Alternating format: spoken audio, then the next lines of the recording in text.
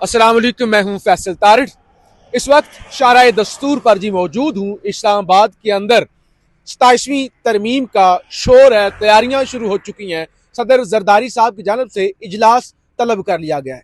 यानी आप अंदाजा करें, एक तरफ बिलावल जरदारी आज बड़ा इनकलाबी सा ट्वीट करते हैं और 27वीं तरमीम के अंदर क्या क्या है, अदालतों को किस तरह से मफलूज किया जा रहा है, और फील्ड मार्शल, फिर आर्टिकल 243 तैनातियां, यानी एक एक चीज को वो बेनकाब कर देते हैं।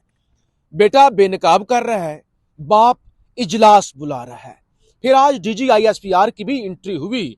अलीमा खान के हवाले से क्या खबरें आ रही हैं, तो इस्लामाबाद के अंदर खबरों का जिसे कहते हैं ना एक बड़ा वो जुमा बाजार लग जाना, वो वाली सूरत हाल बनी हुई है। मेरे साथ नौजवान सहाफी अताउर रहमान कोस्तानी मौजूद हैं। इससे पहले हम आपके सामने जो है वो अहम तरीन चीजें जो है वो रखें, मेरी आपसे गुजारिश है, एक तो ये जो नौजवान सहाफी हैं अताउर रहमान कोस्तानी साहब, इनका यूट्यूब चैनल जरूर सब्सक्राइब करें, इनकी वीडियो को लाइक शेयर जरूर करें। अच्छा, सबसे पहले 27वीं तरमीम की ही बात करते हैं, और बाकी जाहिर है इस वक्त इतना मोबाइल भरा हुआ है, जो अहम खबरें हैं, और देखिए खबरें इतनी इकट्ठी हो चुकी है ना कि बंदा कंफ्यूज हो जाता है कौन सी खबर रखी जाए, फिर वी लॉग लंबा हो जाता है। जरा 27वीं तरमीम के जो अहम नुकात है ना, और जिस तरह से कुछ लोग एक्टिव हो चुके हैं, जरा नाजरीन को बताएं ताकि मैं बाकी चीजें जरा लाइन अप कर लूं। Thank you Faisal. एक तो ISPR की प्रेस कॉन्फ्रेंस थी, बड़ी धुआंधार प्रेस कॉन्फ्रेंस थी, उस हवाले से भी बताएंगे। ISPR साहब ने आज बाकायदे तौर पर यह बात कही है कि गवर्नर राज लगाना उनके इख्तियार में नहीं है, और वो जो है वो फौज को आप सियासत से दूर रखें, ये ISPR ने कहा। और इसके साथ साथ उन्होंने ये कहा कि सुहेल अफरीदी जो है वो खैबर पुख्तनख्वा के मुंतखब वजीर आला है, और उन्होंने ये बात एक्सेप्ट की। आज उन्होंने बाकायदे तौर पर प्रेस कॉन्फ्रेंस में ये बात की, इस हवाले से भी बात करेंगे। लेकिन सबसे पहले जैसे आपने कहा 27वीं आईनी तरामीम के हवाले से बताए, बहुत सारे लोग कंफ्यूज है कि 27वीं आईनी तरामीम में आखिर ऐसी क्या कौन सी चीजें होंगी, आखिर ऐसा कौन सा बम फटने को तैयार है।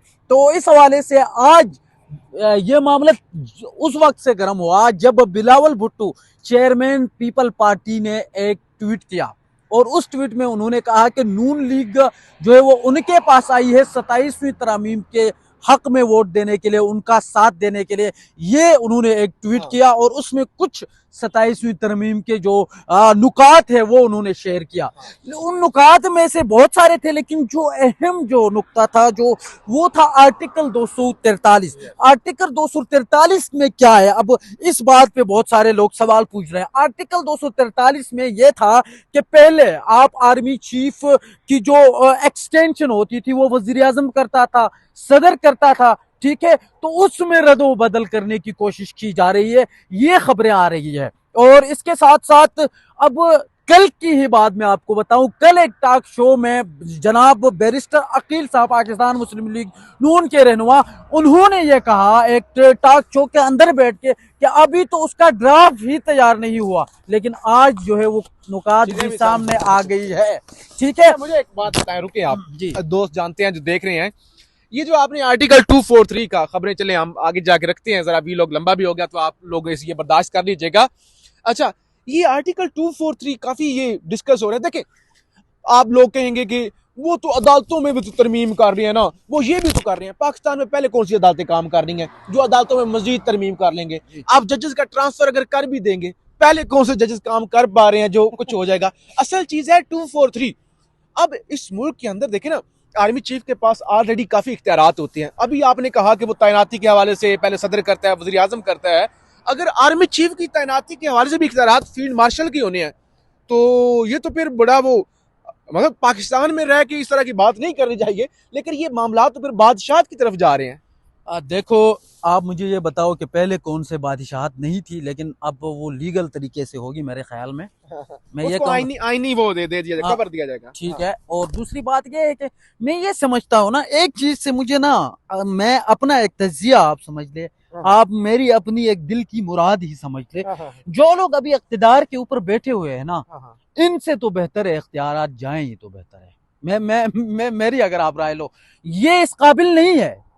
ये इस काबिल अगर होते तो ये 26वीं आनी तरामीम के हक में वोट नहीं देते। आप देखें ना, 26वीं आनी तरामीम के बाद अदलिया का जो गला घोंटा गया है, जिस तरह अभी और उसी जमाने में ये बात की जाती थी कि 27वीं आईनी तरमीम भी आएगी और उसमें जजेस को ट्रांसफर कराया जाएगा, ये एक बात कही जाती थी, ठीक है। और आज वो बात साबित हो रही है जब से बिलावल ने ये ट्वीट किया है। अब जी आपका मोहसिन अख्तर कियानी साहब बलूचिस्तान में जो है वहां पे आपको रिमार्क्स देते हुए नजर आएंगे, ठीक है। आपका जस्टिस बाबर सत्तार खैबर पख्तूनख्वा के किसी एक कोने में आपको रिमार्क्स देते हुए नजर आएंगे। लेकिन एक चीज में अगर अगर इन जजेस की एक एक ये जो चीज आपने देखा कि ना जी ट्रांसफर कर लेंगे, ट्रांसफर भाईजान ट्रांसफर होना यार, ट्रांसफर मैं इस चीज के खिलाफ नहीं हूं, आप जजेस को करो ट्रांसफर। अगर वो जज ठीक है सही है तो वो खैबर पख्तूनख्वा की किसी अदालत में भी जाके अपनी उसी जजमेंट और अपने उसी मौकिफ के साथ खड़ा रहेगा, ठीक है। अगर वो बलूचिस्तान में भी जाएगा तो अपने उसी मौकिफ के साथ खड़ा रहेगा, तो जाए,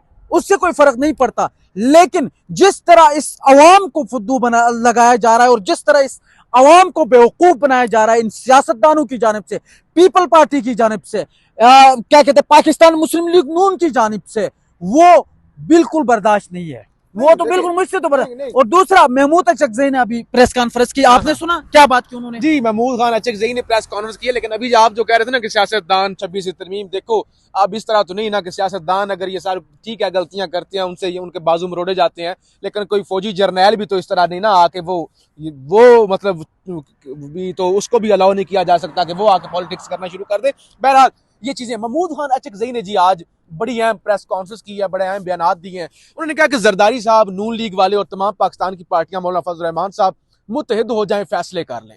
अगर वो किसी एक पेज पर आ जाते हैं ना और उनका शिकवा ये है कि भाई हम जमहूरियत के साथ चलना चाहते हैं, हम आइन के साथ चलना चाहते हैं और हमें खतरा है कि कल को इमरान खान पावर में आ गया क्योंकि पाकिस्तान में इंसाफ कायम हो गया तो फिर तो कैदी नंबर 804 उसका बेनिफिशियरी होगा ना, इनको ये लगता है। तो महमूद खान अचकज़ई ने कहा कि मैं आपको गारंटी देता हूं, मैं अंगूठा इमरान खान से लगवा के लाऊंगा, इमरान खान आपको भी कुछ नहीं कहेगा, आप एक चीज पे मुत्तफिक हो गए, मेरा काम है इमरान खान को उस चीज पे मुत्तफिक करवा लेना। बड़ी अहम बात हाँ, साथ उन्होंने कहा कि बिलावल का चलो शुक्रिया अदा करते हैं जिन्होंने वक्त से पहले सारी चीजें जो है वो कौम के सामने रख दी हैं, लेकिन उन्होंने कहा अगर वाकई बिलावल मर्द का बच्चा है, तो उनका कहने का मतलब ये था कि अगर वाकई बिलावल को बड़ी चीज है तो फिर बिलावल जरदारी साहब अपनी बात पर कायम रहे, जमहूरियत के साथ खड़े हूं ना। अब उन्होंने बता दिया ना कि ये होने जा रहा है, तो फिर ऐसा नहीं है कि वो बाप ने, चलो ठीक है सदर ने अब जो बुलाया इजलास बुलाना ही था, लेकिन ये है कि फिर वो ऐसा ना करे कि मौलाना फजल रहमान की तरह रेट बढ़वा के वो निकल जाए। दूसरी तरफ कुछ खबरें जी रख लें, फिर आपका बड़ा जज्बाती तजिया, आप बड़े जज्बाती हो रहे हैं। अच्छा, सुबह 9 बजे अलीमा खान यहीं 1 किलोमीटर दूर इस्लामाबाद हाई कोर्ट है, वहां पे आ रही हैं।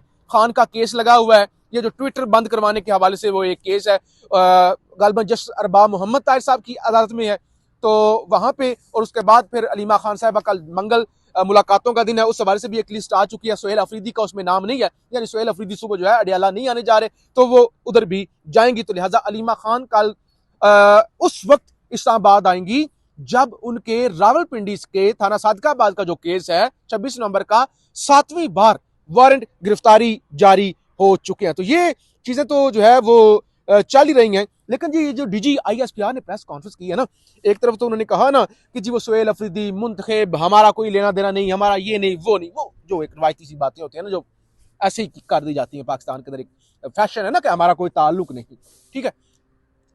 एक तो उन्होंने की, साथ ही उन्होंने जो कुछ हो रहा है ना केपी के अंदर, जितना टेररिज्म है, जितनी ड्रग की सप्लाई है, उसकी जिम्मेदारी उन्होंने फिर उठा के डाल दी केपी गवर्नमेंट पर कि देखो जी सियासतदान टैक्स लेते हैं, भत्ते देते हैं, ये कहते हैं। उन्होंने कहा कि सिक्योरिटी का, यानी जो बलोचिस्तान बेसिकली एक सिक्योरिटी वाला सूबा ही बना हुआ है। आपका ताल्लुक तो सॉरी केपी, आपका केपी से ताल्लुक है, तो वहां पे यही सूरत हाल है, यही बलोचिस्तान की सूरत हाल है।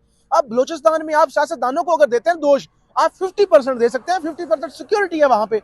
इसी तरह केपी की भी यही सूरत हाल। तो बहरहाल उन्होंने बड़ी सख्त जो है वो तनकीद भी की है डीजी आईएसपीआर साहब ने। और 3 हलकों में इलेक्शन का आज ऐलान हुआ था, ये सैलाब की वजह से जो ज़िमनी इलेक्शन थे वो नहीं हो सके थे। इलेक्शन कमीशन ने 3 हलकों में ज़िमनी इंतखाबात की नई तारीख मुकर्रर कर दी है। NA 66 वजीराबाद अहमद चट्ठा वाला हल्का, वहां पे NA 129 लाहौर वाला बड़ा अहम हल्का, ये जो हमाद अजहर साहब और वो अपने वो किसी सब्जी फरोश को वो टिकट उन्होंने कहा था वो वाला है। और PP 87 मियाँ वाली ज़िमनी इंतखाबात 23 नवंबर को होने जा रहे हैं। तो नवंबर का महीना, अतार रहमान कोस्तानी साहब, इलेक्शन भी हो गए, एक्सटेंशन नोटिफिकेशन वाला मामला भी हो गया, 27वीं तरमीम वाला पीछे माहौल गर्म होने जा रहा है, और साथ में एस्टेब्लिशमेंट के बैकडोर राब्ते तो अगरचे चल रहे हैं पीटीआई से कि वो ना करें एहतजाज। जी जी जी गलजई साहब जो है उन्होंने खबर दी है कि चल रहे हैं, और कुछ जो वो एक्सपायर पीटीआई के एक्सपायर लोग हो चुके हैं उनको भी भेजा गया शाह महमूद कुरैशी के पास भी आगे पीछे, तो वो काफी कोशिश जो है वो तेज हो चुकी है। आप बताएं ये क्या मतलब, इसके अलावा भी काफी कुछ चल रहा है। आज तहरीक लब्बैक वाले भी कुछ 23 लोग हैं, देखो एक तो फवाद चौधरी एंड इमरान इस्माइल और ये कुछ लोग परसों की बात है, मेरे ख्याल में परसों आए थे, शाह महमूद कुरैशी से उन्होंने मुलाकात की और उन्होंने कहा कि वो लोग कोई किरदार अदा करना चाहते हैं। ठीक है, तो हमने कहा कि यार उसके ऊपर तो पाकिस्तान तहरीक इंसाफ का जो सोशल मीडिया और कारकुनान है उन्होंने कहा भाईजान ये कौन लोग हैं, इन्होंने तो भाईजान 9 मई के ऊपर माफिया मांगी, ये वही लोग हैं जिन्होंने 9 मई के ऊपर माफिया मांग के पार्टियां छोड़ चुके हैं, ये कौन लोग होते हैं जी ये आके जी वो किरदार अदा करें। ठीक है, तो वैसे भी हाँ, हो चुके हैं। एक मशकूक सा किरदार बना दिया गया शाह महमूद कुरैशी का। लेकिन उसके बाद जनाब सलमान अकरम राजा, हाँ। सलमान अकरम राजा और शौकत बसरा की मुलाकात हुई शाह महमूद कुरैशी की, और उन्होंने जो है वो मौकिफ लेके आ गए सामने, और उन्होंने ये बात की कि शाह महमूद कुरैशी ने ये कहा है कि मैं जिस तरह पहले इमरान खान के साथ खड़ा था उसी तरह आखिरी तक इमरान खान के साथ खड़ा रहूंगा, ये बात उन्होंने की है। एक मिनट अब थोड़ी देर पहले आप बात कर रहे थे, आपने कहा कि खैबर पख्तूनख्वा में ISPR की प्रेस कॉन्फ्रेंस थी। एक बात अपने माइंड में रख लें, जो भी हो, देखो आप सारा मलबा ना, आप सारा मलबा देखो, आप सारा मलबा आप फौज के ऊपर नहीं डाल सकते, नहीं डाल सकते। ठीक है, आप भाईजान एक अदारा आपको कह रहा है कि आप हमें सियासत में लेके ना आए, सुबह से शाम तक आप उसी को हर प्रेस कॉन्फ्रेंस में कि जी फलां जगह, हर ट्वीट में जी आप उसको टारगेट करेंगे तो जाहिर सी बात है फिर तो वो अदारा अपनी तरफ से जवाब देगा, कोई ना कोई सफाई अपनी पेश करेगा। ठीक है, देखो मेरा मौकिफ क्या है, हमेशा से मैंने पाकिस्तान तहरीक इंसाफ को कवर किया है, लेकिन जो ग्राउंड रियलिटी है वो मैं आपको बता रहा हूँ। इस चीज पे शायद मुझे गालियां भी पड़े, लेकिन पढ़ सकते हो, कोई बात नहीं, पढ़े, जो हकीकत है वो हम बयान करेंगे, आप जितनी गालियां दे दे उससे कोई फर्क नहीं पड़ता। ठीक है, तो प्रेस कॉन्फ्रेंस में उन्होंने बहुत सारी बातें की। अब सोहेल अफरीदी साहब के मैं आपसे ये सवाल करना चाहता हूँ, अब देखो बैकडोर तो राब्ते स्टार्ट हो गए हैं, और ये वही सोहेल अफरीदी है जो ये कहते थे कि यार मैं तो इमरान खान से मिले बगैर कोई फैसला नहीं लूंगा, कोई बैकडोर बात नहीं होगी। अब फिर क्यों हो रही है बैकडोर बातें? देखें, बैकडोर राब्ते एक तो होता है कि आप कर रहे हैं, एक ये कि आपसे राब्ते किए जा रहे हैं। सोहेल अफरीदी क्या करे, देखें वो अडयाला आए, आगे SHO आजाद उन्हें रोक ले, वो SHO आजाद को चपेड़े मारे, गोली मारे, क्या करे? आते हैं ठीक है, आइन के मुताबिक वज़ीर आला चीफ एग्जीक्यूटिव आता है, आप जो है वो आपका एक SHO से रोक लेते हैं, और क्या करें? बाकी बैकडोर राब्ते तो हर वक्त चलते रहते हैं, इससे पहले भी चलते थे, मुख्तलिफ वाया से चलते थे। बात यह है आपकी एस्टैब्लिशमेंट जिसे आप कह रहे हैं कि उनको कोई ताल्लुक नहीं है, अभी आप कह रहे थे ना, अच्छा मैंने ऐसा नहीं कहा, नहीं, अच्छा छोड़े, मैंने कहा सारा मलबा आप उनके ऊपर सारा नहीं, चले आधा डाल देते हैं, आधा डाल लेते हैं। तो बहरहाल छोड़े इन बातों को, वीलॉग लंबा हो रहा है। पाकिस्तान के लोग, एक हकीकत आप आखिर में बयान कर रहे थे, एक हकीकत वो है जो पाकिस्तान के लोग समझते हैं और पाकिस्तान की तारीख समझती है। अपनी राय का इजहार जरूर कीजिएगा, हम यहाँ पर मौजूद हैं। अगले और मैं और फैसल की इस बात पे तू मैं होते रहेगी, और ये मैं आपको बताऊं कि इंशाल्लाह हमारा ये तो वीलॉग अभी जो सेटअप है वो हम दोनों के जो चैनल है उस पे ये सिलसिला इसके बाद जारी रहेगा, तो अपना फीडबैक जरूर दीजिएगा। बहुत शुक्रिया, पाकिस्तान जिंदाबाद।